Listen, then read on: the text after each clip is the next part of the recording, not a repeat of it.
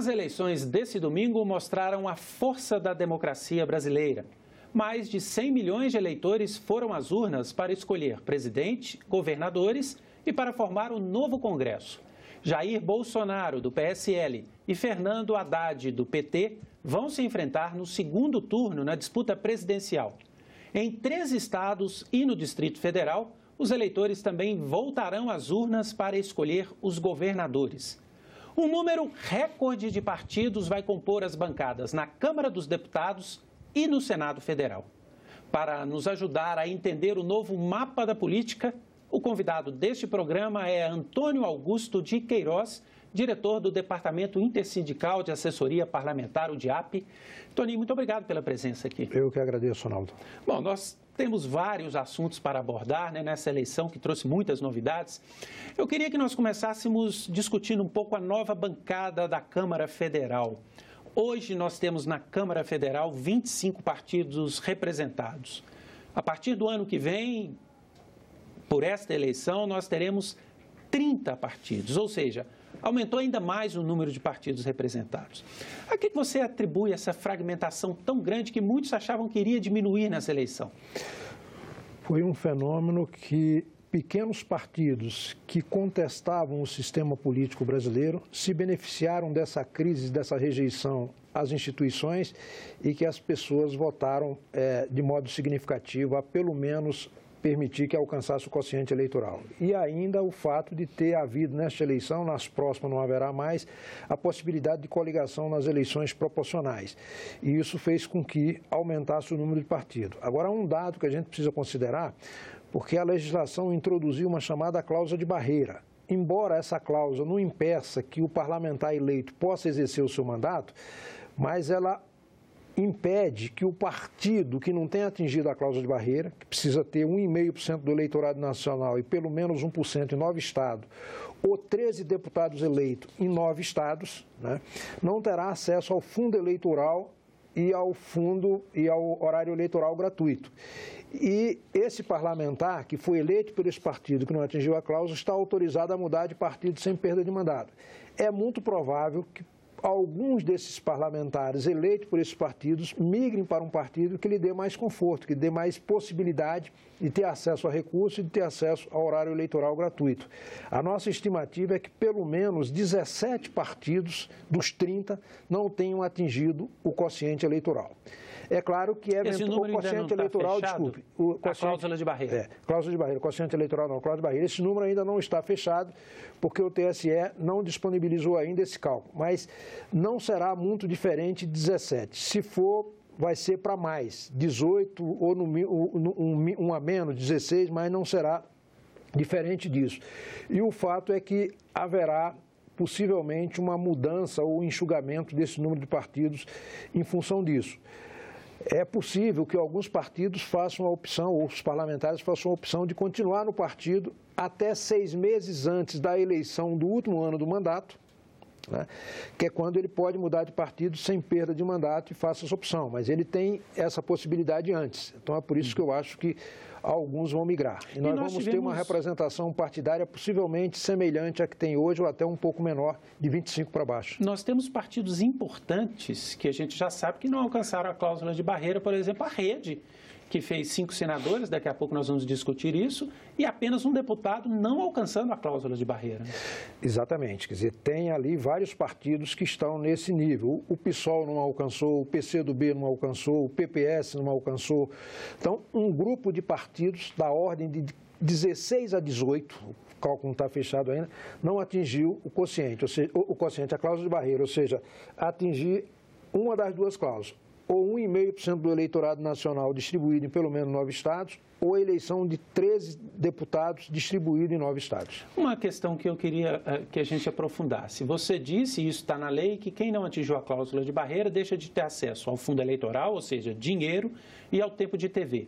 E no caso do funcionamento da Câmara, esse deputado que foi eleito num partido que não atingiu a cláusula, ele também perde alguma prerrogativa ali na atuação parlamentar? Não. Pela legislação, ele tem atuação plena e integral em igualdade de condições com os demais partidos. Inclusive, vai ter liderança se tiver atingido lá 6 deputados, pelo menos. Agora, é claro que não tendo os recursos do fundo eleitoral, do fundo partidário e o acesso a horário eleitoral gratuito, vai ficar prejudicado no sentido de divulgar a doutrina do partido e o próprio exercício de mandato desse parlamentar. Então, isso, de fato, traz prejuízo ao exercício do mandato parlamentar externo ao parlamento. Internamente, não há nenhum prejuízo. Originalmente, a proposta original tratava também de funcionamento parlamentar, mas o texto aprovado excluiu esse tema, de modo que quem foi eleito terá atividade plena desde que tenha mais de 6 deputados, porque aí é a condição para ter liderança na Câmara dos Deputados. Bom, quando se aprovou a PEC, a proposta de emenda constitucional da cláusula de barreira, uma das intenções era diminuir o número de partidos.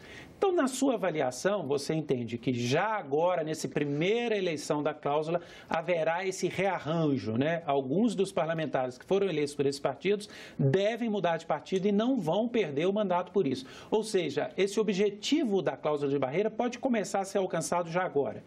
Exatamente. Embora, tradicionalmente, no mundo inteiro, a cláusula de barreira é impeditiva. Se o partido não alcançou a cláusula de barreira, ele não elege absolutamente ninguém. E, no caso brasileiro, se arrumou uma solução para restringir a possibilidade de utilização de recursos públicos nas 2 dimensões, no fundo eleitoral e partidário e também no horário eleitoral gratuito, que é gratuito para os partidos, mas é pago pelo orçamento público. Bom, a cláusula de barreira ainda vai aumentar esses percentuais até 2030, mais 3 eleições, chegando no máximo em 2030, que é o dobro, né? 3% dos votos.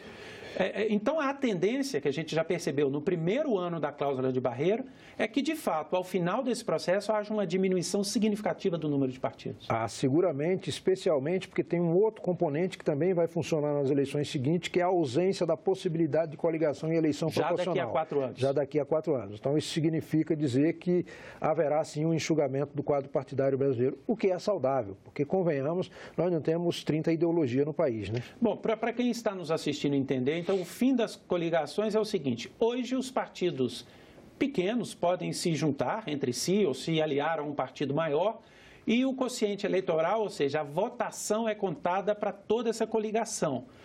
Um partido pode se beneficiar, então, da votação de outro. Daqui a 4 anos, cada um por si. Exatamente. Não há mais essa possibilidade de coligação na eleição proporcional e, portanto, o partido, para ter direito a uma vaga no parlamento, ele vai ter que alcançar, na soma dos seus votos, o quociente eleitoral e ter entre os seus candidatos pelo menos um que tenha atingido 10% do quociente eleitoral, que é uma segunda regra para preencher o mandato parlamentar. Mas eles poderão se reunir numa federação de partidos? Não há essa previsão legal da criação de federação de partido. Teria que haver essa previsão para que eles pudessem se unir. Houve uma proposta, mas que não chegou a ser aprovada. Exatamente. Né? Bom, voltando então aos partidos que hoje vão estar representados na Câmara dos Deputados, no início de 2018, antes dessas mudanças que devem acontecer, 30 partidos. Como é que você avalia as bancadas que surgiram daí? Nós temos o Partido dos Trabalhadores com a maior bancada, 56 deputados.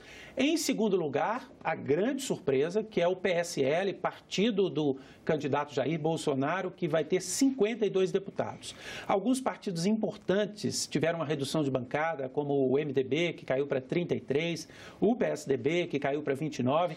Qual que é a sua avaliação dessa bancada que se configura para o início de 2019? Pois é, aparentemente há uma lógica na medida em que a maior bancada e a segunda maior bancada pertencem a partido cujos candidatos à eleição presidencial vão disputar o segundo turno, né? Mas a eleição do PSL realmente foi surpresa. O próprio partido estimava, superestimando mesmo a possibilidade máxima de eleição em 30 parlamentares e superou de longe essa margem, e isso fez com que vários partidos, especialmente do chamado Centrão, perdessem vagas para esses parlamentares, porque houve um leve crescimento da esquerda, um crescimento grande da direita e uma perda desse centro, de mandatos desse centro, né? Então, o que houve foi uma migração de votos do centro para à direita, o que significa dizer que o próximo Congresso é um Congresso mais conservador, especialmente na Câmara, e no Senado não será diferente. Um dado relevante para considerar é o seguinte, é que a renovação na Câmara foi maior do que a expectativa inicial. A gente imaginava que aquelas regras do processo eleitoral iriam favorecer e favoreceram fortemente os detentores de mandato. O fundo partidário, por exemplo, né, que foi distribuído na maior parte para os detentores de mandato. Exatamente, o horário eleitoral, que eles tiveram a condição de ter prioridade no horário eleitoral. Achávamos que isso ia facilitar muito a eleição e facilitou, mas o fato é que houve uma renovação superior à média histórica. Enquanto a média... A média histórica era de 49%, passou para 52%. Isso é a maior renovação de 90 para cá, é a terceira maior renovação de 90 para cá. Em 1990, a renovação foi de 62%, em 94 foi de 54% e agora é de 52%. Todas as anteriores foram abaixo de 47%, portanto, houve aí um crescimento dessa renovação. Mas um dado interessante em relação a isso, que do ponto de vista formal a renovação foi grande, mas do ponto de vista real muito pequeno, porque na verdade o que há é uma circulação no poder. São ex-deputados que retornam, deputados estaduais que viram deputados federais, senadores que viram deputados, enfim, gente que teve algum tipo de experiência. Não são novos atores na política. Não são novos atores na política. E os novos atores, que são em número pequeno, né, eles têm a seguinte origem: ou são parentes de políticos tradicionais, ou são lideranças evangélicas muito conhecidas, ou são policiais linha dura, ou celebridades. Não foge dessas quatro origens. Bom, você tocou num ponto aí. Você acha que a configuração da Câmara, a partir do ano que vem, ela mantém essas bancadas que tradicionalmente atuaram nos últimos anos? Você falou da bancada evangélica, temos a bancada ligada ao agronegócio, temos a bancada que tem um enfoque maior na segurança pública. Você acredita que essas bancadas continuam predominando na Câmara? Exatamente. Agora que elas vão ganhar mais peso ainda, porque tem um dos candidatos, o Jair Bolsonaro, que já disse que não vai negociar com os partidos que estão viciados, estão no troca-troca, e vai fazer diretamente através das bancadas. Agora, é uma análise muito complicada, porque a bancada a bancada informal é um grupo de interesse. Ela só se constitui para arrancar favores e prestígio do governo. Como é que ele vai manter a coerência de não negociar, não fazer o toma lá da cá, negociando com bancadas que têm exatamente o objetivo de fazer a troca do voto daquele segmento pelos interesses que aquele segmento representa? Então, esse é um desafio que o presidente, se vier a ser eleito, o Bolsonaro, vai ter. O candidato do PT disse que vai discutir dentro da institucionalidade, ou seja, dentro dos partidos políticos, o que é, na minha avaliação, o mais correto, porque no parlamento nada funciona se não for em função dos partidos. São os partidos que indicam os membros das comissões, que indicam as relatorias, e nenhum parlamentar, se não for indicado pelo seu partido, fará parte de comissão, né? Então, esse é um dilema que o futuro presidente terá que enfrentar, caso esse presidente seja o Bolsonaro, porque ele vai ter que necessariamente negociar com os partidos. Agora, essas bancadas vão crescer em prestígio, e o que é preocupante numa outra perspectiva é que, como há uma crise fiscal muito aguda, né, o governo não dispõe mais de recursos para atender às demandas das bancadas partidárias, das bancadas informais, em troca de apoio.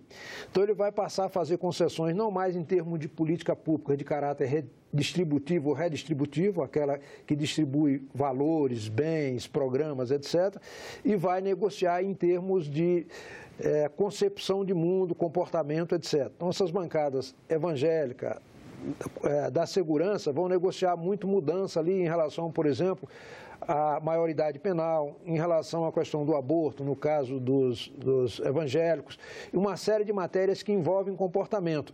E aí há um enorme risco de retrocesso. Nesse particular, o judiciário vai ter que cumprir uma função fundamental para impedir que retrocessos aconteçam nas conquistas em relação aos direitos humanos. Bom, o atual governo, o presidente Michel Temer, ele sinalizou durante o processo eleitoral que poderia, depois da eleição, apresentar para votação algumas daquelas pautas importantes que não avançaram este ano, por exemplo, a reforma da Previdência.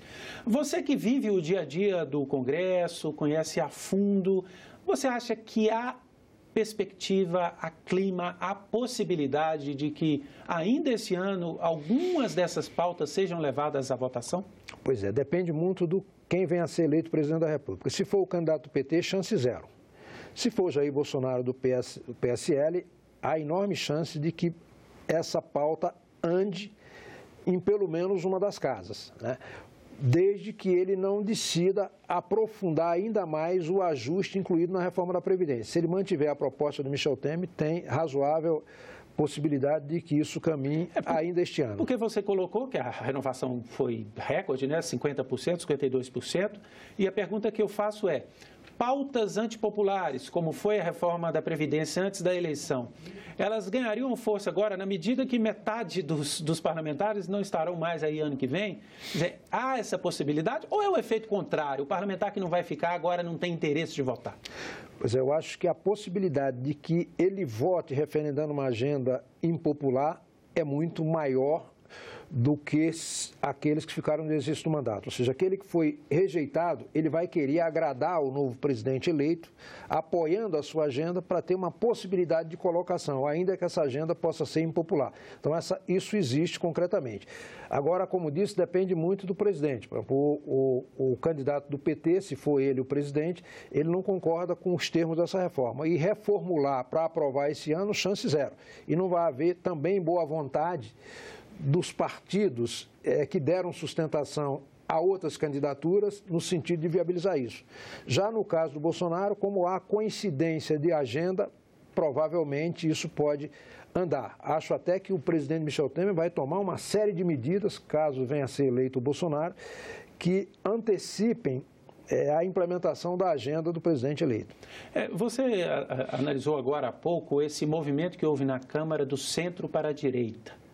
Um crescimento da bancada ligada ao PSL de Jair Bolsonaro e um crescimento da esquerda também, o PT com a maior bancada, o PSOL com uma bancada muito maior do que a que tinha. Isso indica que haverá dentro da Câmara dos Deputados uma polarização. Como é a polarização hoje na sociedade brasileira? Exatamente, quer dizer, qualquer dos candidatos que venha a ser eleito, ele vai partir de um patamar de veto, de voto contrário a ele, em qualquer circunstância, da ordem de 120 parlamentares. Ou seja, a margem dele vai ser, dos 513, ele vai ter que excluir 120, que será oposição. Voto de convicção de que, em hipótese nenhuma, vota a favor do candidato. Então, ele tem uma margem aí significativa, próxima de 400 parlamentares, para desses extrair os 308 indispensáveis para aprovar reformas em nível constitucional. Bom, essa nova bancada, o que ela sinaliza para a próxima presidência da Câmara dos Deputados? O atual presidente, né, o deputado Rodrigo Maia, tem interesse de continuar no cargo, né, tem se colocado. Você acha que há alguma tendência? Essa bancada sinaliza algo? O MDB diminuiu muito o número de deputados, os democratas também têm uma bancada pequena. Pois é, eu acho que o presidente eleito, ele vai escolher um presidente da casa que tenha a capacidade de otimizar a sua agenda, tenha a capacidade de articulação e de coordenação e, portanto, exerça uma liderança no sentido de ajudar o governo a proceder nesse processo. O deputado Rodrigo Maia tem experiência de 2 mandatos na presidência da Casa, tem identidade programática com o Jair Bolsonaro e, sendo o Jair, ele tem razoável possibilidade de ser eleito. Já se for o candidato do PT, dificilmente ele teria condições de presidir a casa, já que o PT, na sua coalizão de governo, certamente teria um candidato competitivo e buscaria dividir aquele grupo que hoje dá apoio ao Rodrigo Maia. Então, mas qual é a real importância do presidente da República ou a real capacidade de interferência do presidente da República na eleição do presidente da Câmara? A Câmara normalmente não tenta mostrar uma independência nesse momento. Como é que se dá isso e como é que tem se dado historicamente? Pois é a influência do presidente da República na eleição da presidência da Câmara sempre foi determinante. Às vezes em que ocorreu de forma diferente é porque havia um conflito muito claro, como foi, por exemplo, durante o governo Lula, quando o PT se dividiu internamente, rechaçou um dos candidatos que teria condições de se eleger e aí deu a zebra Severino Cavalcante, e agora naquele episódio do Eduardo Cunha, que era adversário da Dilma e que tinha no parlamento uma base muito significativa, e como o PT lançou o nome contra ele, ele se elegeu sob o fundamento de que daria independência ao parlamento e faria parte da base do governo. Então, ele usou esses dois argumentos para se viabilizar como candidato. Mas, historicamente, o presidente da República sempre fez, é exceção não fazer, o presidente da casa. Bom, e qual é o papel do MDB? O MDB, na eleição de 2014, fez uma bancada de 66 deputados. Foi o partido que agora mais perdeu 32 e está com uma bancada de 34, muito pequena para os números históricos do MDB. Isso sinaliza o fim de um ciclo do MDB no predomínio, na hegemonia na Câmara dos Deputados? Ou é cedo para dizer isso? É verdade. O PMDB, ele se dividiu muito nesse processo eleitoral, desde o processo de impeachment, né? E pagou um preço alto pela impopularidade do governo Temer, que apoiou uma série de reformas que isso foi, a população rejeita o presidente em números muito expressivos, né? Então pagou um preço muito alto, não renovou suas lideranças, é um partido que ficava muito em força em função das lideranças locais e essas lideranças foram dizimadas nessa eleição. Então é um partido que vai ter muita dificuldade para se reerguer. A tendência dele é que cada vez mais encolha, né? E a tendência é que seja substituído por novas legendas Brasil afora. Bom, vamos falar um pouco agora do Senado. Você chamou a atenção para a renovação recorde na Câmara e no Senado também temos uma renovação bastante expressiva, né? Das 54 cadeiras que estavam em disputa agora, né, os 2/3 que foram mudados agora, uma renovação de 87%. 46 senadores não se reelegeram. Por que isso aconteceu, hein? Normalmente o Senado é a casa onde a renovação é menor, né? Aquela casa que reúne um número maior de políticos experientes. Qual que é a sua avaliação? Pois é, dos 54 senadores, em final de mandato, 34 tentaram a reeleição e apenas 8 conseguiram se reeleger. Nunca houve um fenômeno dessa natureza no Senado. Mas nunca mesmo, né? Nunca mesmo, exatamente. Então, uma renovação muito significativa e o recado disso é uma rejeição ao sistema político, é uma punição àquela visão que a população tem em relação aos parlamentares, muitos deles denunciados por desvio de conduta, embora não provado, mas denunciado. Isso teve um efeito devastador. Parece que as pessoas queriam retirar e tirar da disputa candidatos com esse perfil mais tradicional ou envolvido muito nesse processo de condução das políticas públicas de um modo geral, que as pessoas condenam. Mas a maior surpresa para mim foi o fato de o Magno Malta não ter sido eleito, porque ele pertence ao campo do candidato vencedor, né? Do segmento que fez essa limpeza toda no parlamento. Teve alguns senadores que tinham enorme chance de eleição, mas que não conseguiram se eleger porque não estavam com candidaturas no plano estadual muito fortes. É o caso do Eunício, embora ele tivesse associado ao PT, mas o PT não estava associado a ele, né? É o caso, por exemplo, do Cássio Cunha Lima, na Paraíba, que não tinha um candidato muito forte. E os dois que se elegeram mais os maiores caciques daqui, que foi o Jader Barbalho e o Renan Calheiro, tinham candidatos muito competitivos nos seus estados e, por coincidência, seus filhos, né? E isso favoreceu a reeleição dele. Então, você tinha a rejeição, de um modo geral, da população aos políticos tradicionais e a ausência de candidaturas fortes no estado. Esses dois fenômenos juntos fez com que houvesse uma renovação extraordinária no Senado Federal. Bom, essa renovação representa também uma fragmentação. Nós podemos ter no ano que vem 20 partidos representados no Senado. Podemos porque há alguns senadores que ainda têm mandato e estão disputando o segundo turno da eleição para governador, então há uma pequena mudança que pode acontecer. Mas de 15 para 20 partidos na última legislatura, 15 no início da legislatura. Essa fragmentação no Senado, que também vai ser muito grande, qual a sua avaliação sobre isso? Pois é, eu acho que essa fragmentação vai dificultar as articulações, a formação de maioria para aprovar matérias. Isso significa um desafio adicional ao futuro presidente da República. Ele vai ter que negociar, em lugar de negociar com 15 partidos, com 20 partidos e com um dado novo, que são parlamentares que, embora já possam ter tido algum tipo de experiência anterior, no Executivo ou no Legislativo, não é tão tarimbado quanto aqueles que foram afastados agora nessa eleição.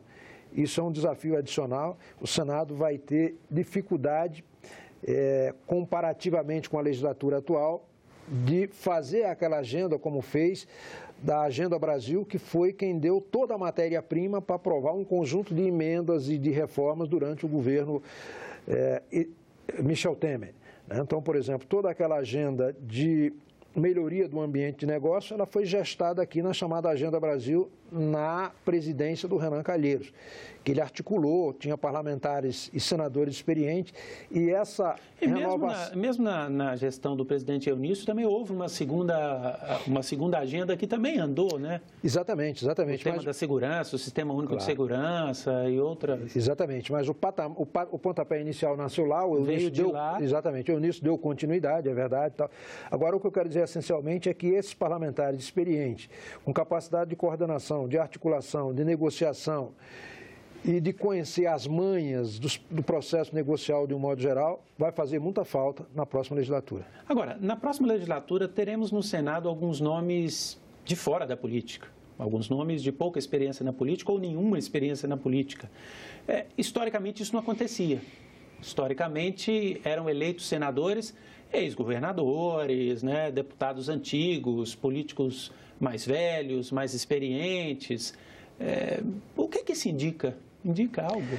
Isso indica o seguinte: como houve uma rejeição ao sistema político e aos políticos tradicionais, aqueles que tinham alguma visibilidade, tinham uma trajetória de ficha limpa, ocuparam esse espaço, seja porque eram celebridades, que é o caso a menina do vôlei aqui do Distrito, a Leila do vôlei aqui do Distrito Federal, alguns candidatos que se elegeram pelo PSL na contestação ao sistema, negando tudo que está aí, ou mesmo alguns da Rede, que foi uma surpresa. A Rede vai ter mais senador do que deputado. Elegeu apenas um deputado e aqui vai ter um número significativo de senador. E não vai alcançar a cláusula de barreira.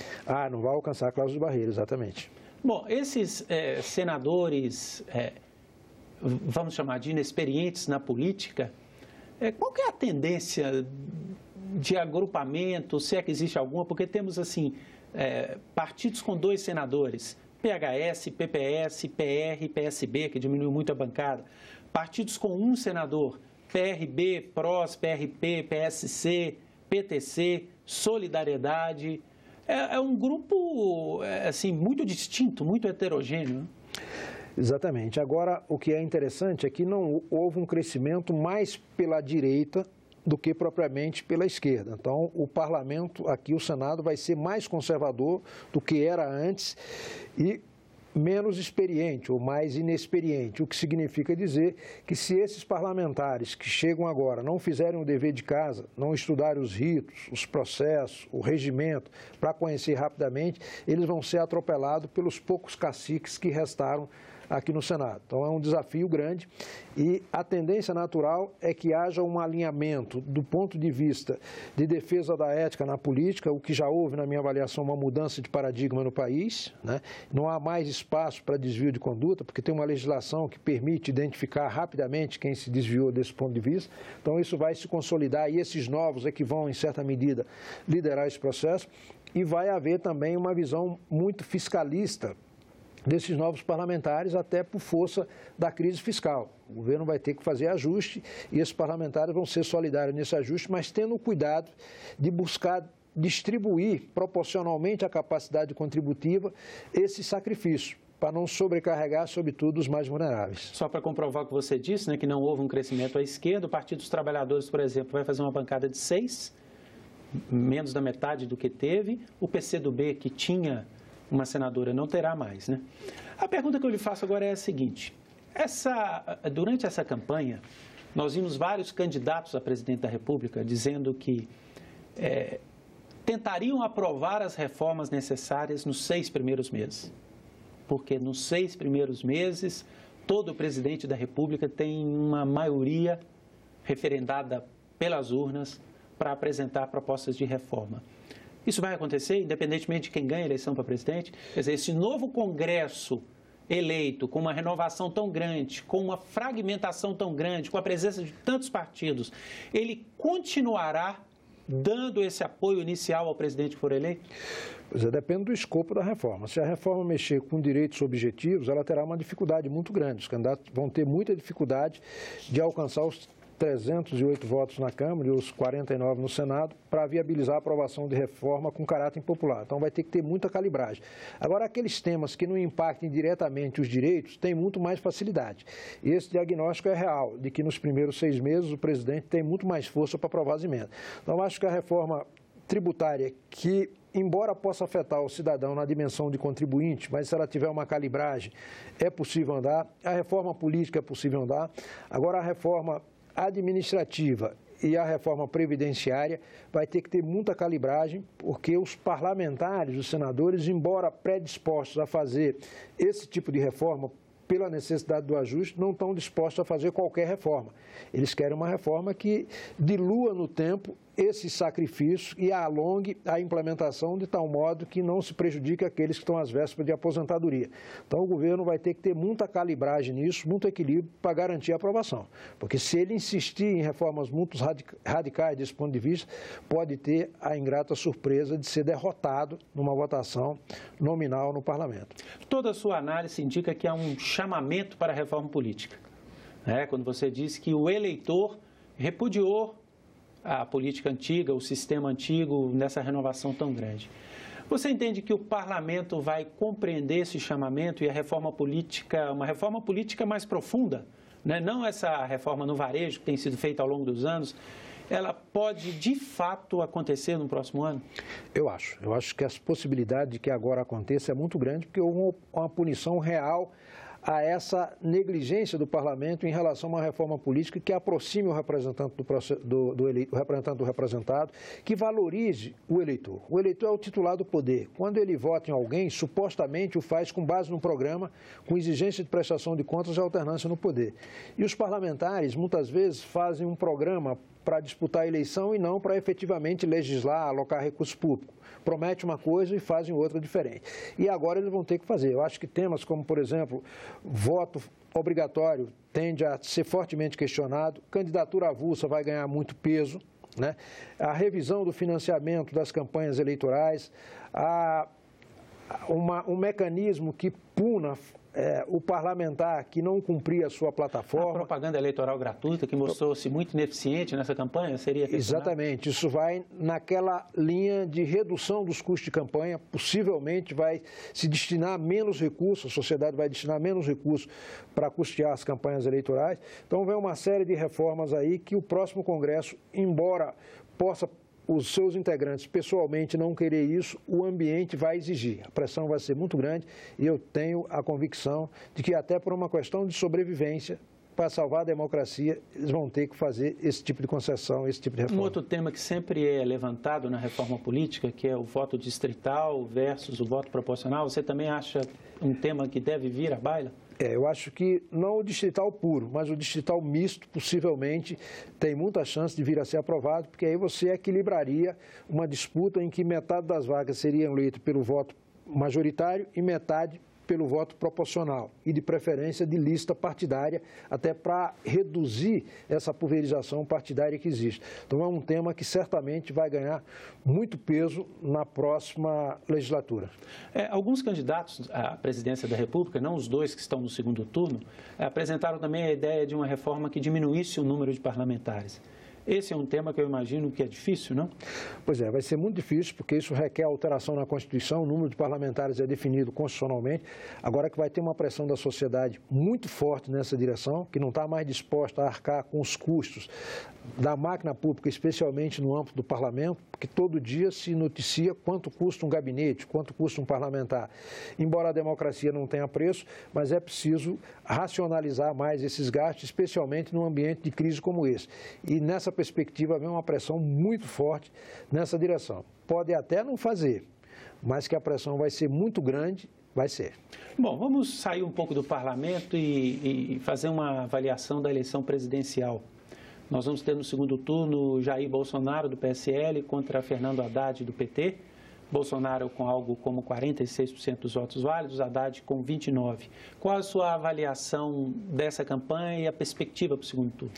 Pois é, essa eleição é uma eleição atípica, né? Em todas as eleições anteriores, quem saiu na frente no primeiro turno ganhou a eleição no segundo turno. Por que que esta pode ser diferente? Porque um dos candidatos ficou a maior parte do período eleitoral se recuperando de um atentado que sofreu. Então, não teve condições, tempo, meios, forma de chegar à população e explicitar exatamente qual é o seu programa de governo.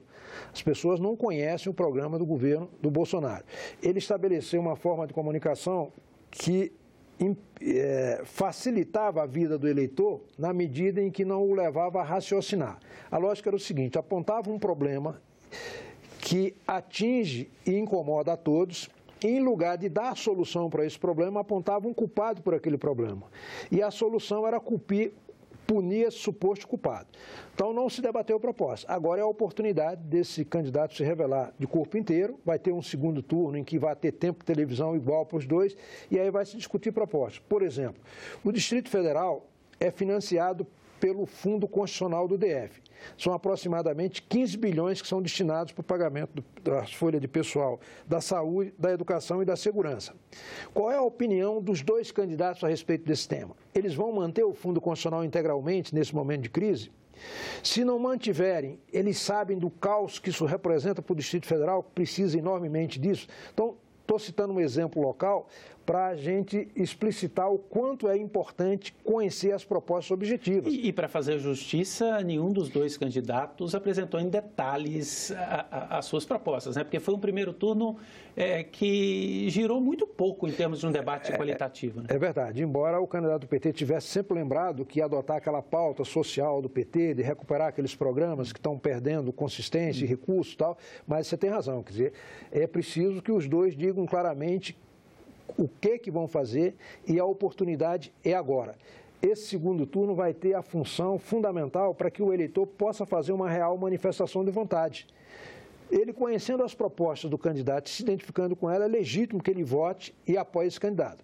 Agora, sem conhecer, é um voto no escuro, e aí ele pode depois se frustrar elegendo o seu próprio algoz. Então, esse segundo turno foi providencial desse ponto de vista. Agora o eleitor vai poder fazer a sua real manifestação de vontade, embora no segundo turno não possa estar aquele que ele considera ideal, mas aí ele vai analisar as propostas e a eleição não vai ficar mais ante isso, ante aquilo, ou num componente emocional mais forte. As pessoas vão perceber exatamente o que pretende cada um em relação aos temas que afetam a sua vida diretamente. Neste momento agora, a partir de hoje, já definidas as bancadas no Senado e na Câmara, começam as articulações para apoio e alinhamento com um dos dois candidatos que está no segundo turno para a presidência da República. A gente pode dizer que nesse presidencialismo de coalizão já começa agora a formação de um possível governo ou de um alinhamento com um possível governo? Sim, sem dúvida nenhuma. O candidato do PT já declarou publicamente que vai buscar se relacionar dentro da institucionalidade, procurar os partidos. O Jair Bolsonaro quer distância de determinados partidos que são vistos pela opinião pública como partidos vinculados a esquemas, a desvio de conduta, etc. Então, vai ter um desejo grande desse partido de apoiá-lo, mas ele não vai aceitar formalmente esse apoio. Ele vai negociar por segmentos presentes dentro desse partido, através das bancadas informais, etc., para exatamente fugir desse estigma negativo que ele nega o chamado centrão e, ao mesmo tempo, fazer o acordo fica contraditório.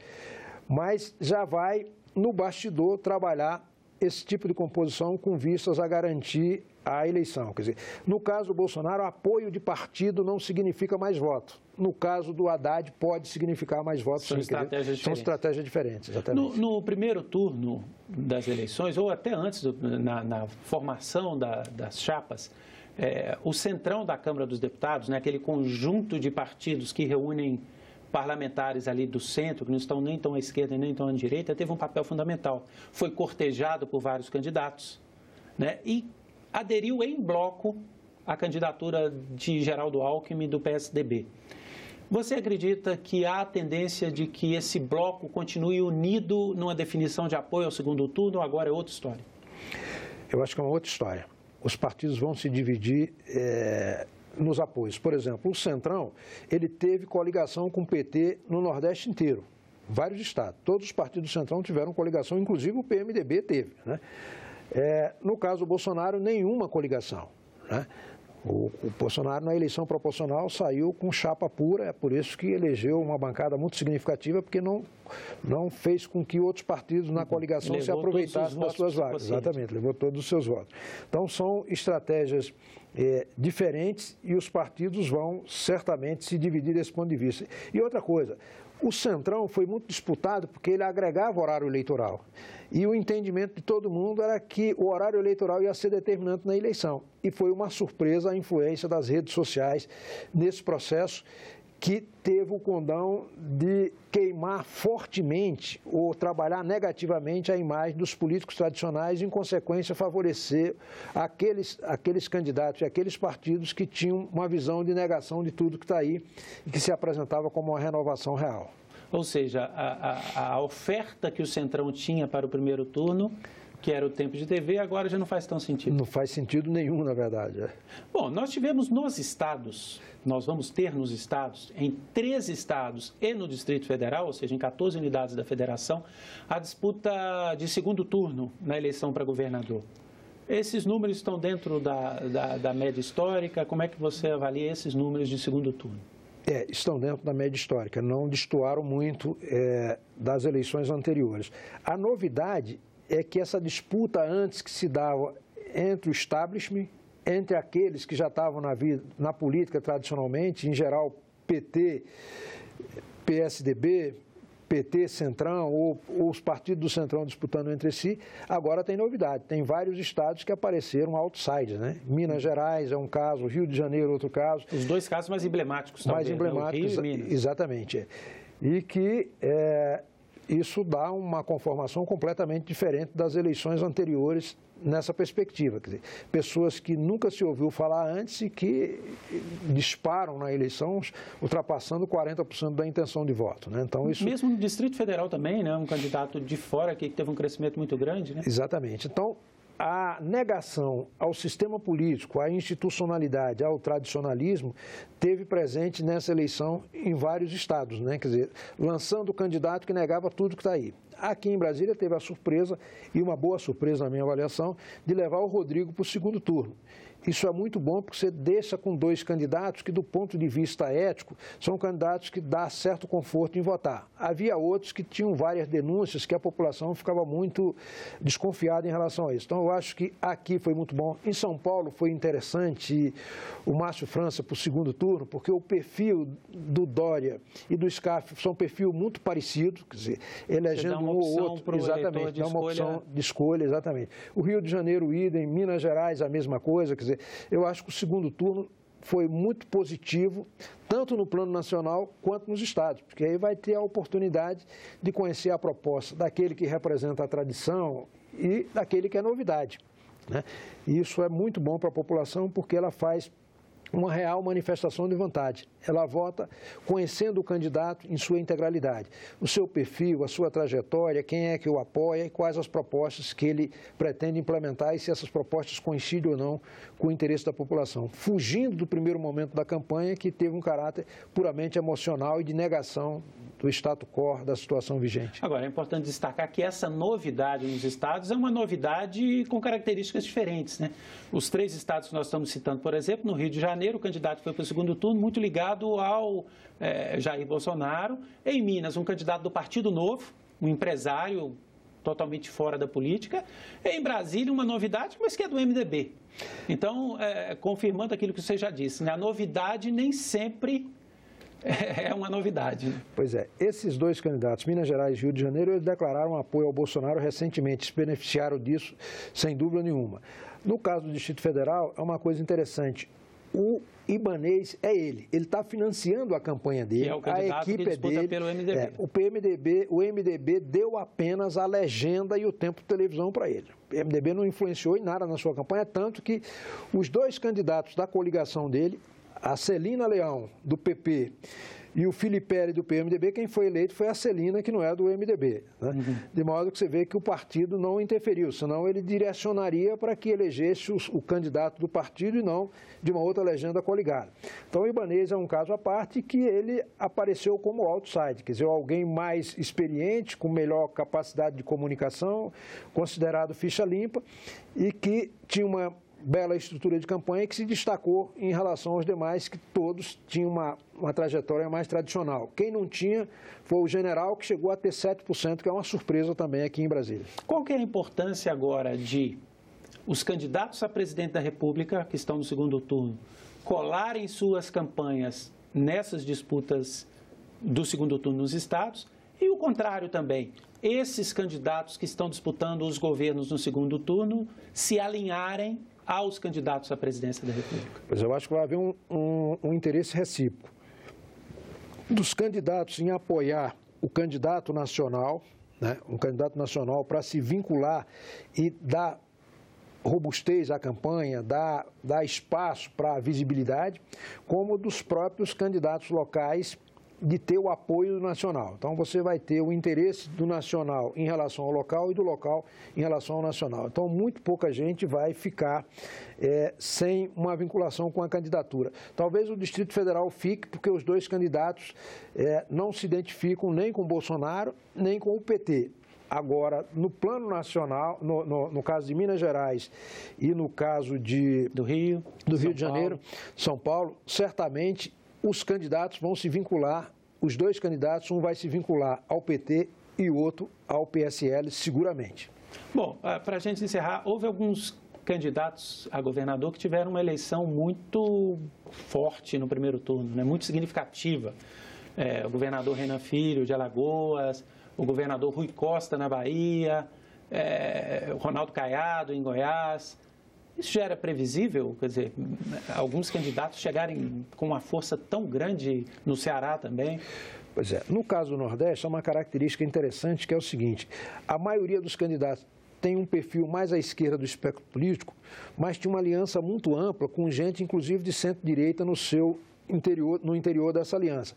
Isso facilitou enormemente essa eleição em primeiro turno, porque política é rejeição. Quanto menos rejeitado a pessoa for, mais chance ela tem de agregar votos e se viabilizar, porque ela tem menos adversário queimando a imagem dela. Então, esses candidatos souberam trabalhar isso e ganharam em primeiro turno. No caso do Caiado, em Goiás, é que ele sempre foi uma espécie de outside, quer dizer, ele sempre teve uma linha diferenciada, mesmo em relação ao seu partido, né? E isso, com a crise que houve lá em relação ao Perillo, fez com que houvesse praticamente uma nomeação. Para ele foi muito fácil ganhar aquela eleição, porque o seu principal adversário estava sendo investigado pela Polícia Federal, exposto muito negativamente, e isso facilitou enormemente a sua eleição. Então, foi menos máquina e mais a situação objetiva de o candidato adversário se encontrar fragilizado. Toninho, eu queria agradecer muito a sua presença aqui no nosso programa para nos ajudar a fazer essa análise, compreender esse novo cenário político. Muito obrigado pela participação. Eu que agradeço, Ronaldo. Bom, e eu agradeço também a sua audiência. Você pode sempre rever a programação da TV Senado lá no nosso site, viu? senado.leg.br/TV. Muito obrigado e continue sintonizado na TV Senado.